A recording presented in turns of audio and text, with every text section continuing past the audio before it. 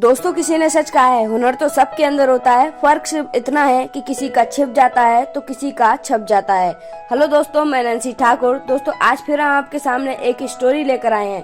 दोस्तों आज की हमारी स्टोरी है एक माँ और उसके टैलेंटेड बेटे की। तो आइए इस स्टोरी पर ध्यान देते हैं। दोस्तों एक टिंकू नाम का बालक था। टिंकू के स्कूल की छुट्टी का दिन था और वह अपनी माँ को बहुत ज्यादा परेशान कर रहा था।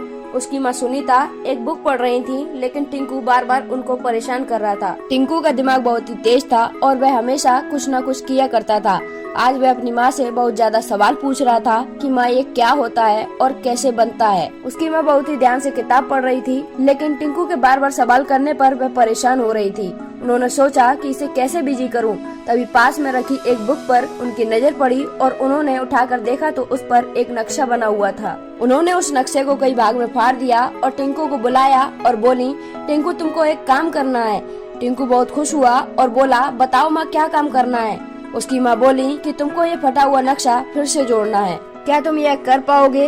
उसकी माँ को लग रहा था कि वह नक्शा नहीं जोड़ पाएगा, इसी बहाने मैं बिजी रहूंगी और मैं आराम से बुक पढ़ लूंगी।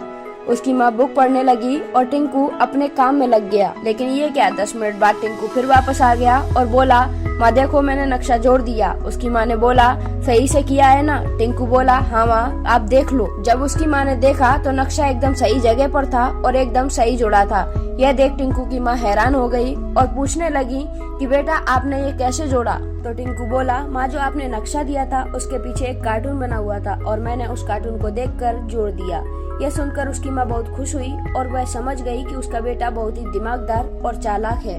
तो दोस्तों इस स्टोरी से हमें यह सीख मिलती है, अगर किसी काम को दिमाग से किया जाए तो वह बहुत ही आसानी तरीके से हो जाता है। अपनी काबिलियत को पहचानो, क्या रह गई कमी वो जानो। मंजिल तो मिल ही जाएगी एक दिन, कि मंजिल तो मिल ही जाएगी एक दिन, बस तुम कभी हार मत मानो। तो दोस्तों इस स्टोरी को लेकर आपकी क्या राय है, कमेंट बॉक्स में जाकर जरूर बताइएगा। और ऐसे ही मिलते रहेंगे रोज नई स्टोरियों के साथ। आज के लिए बस इतना ही, धन्यवाद।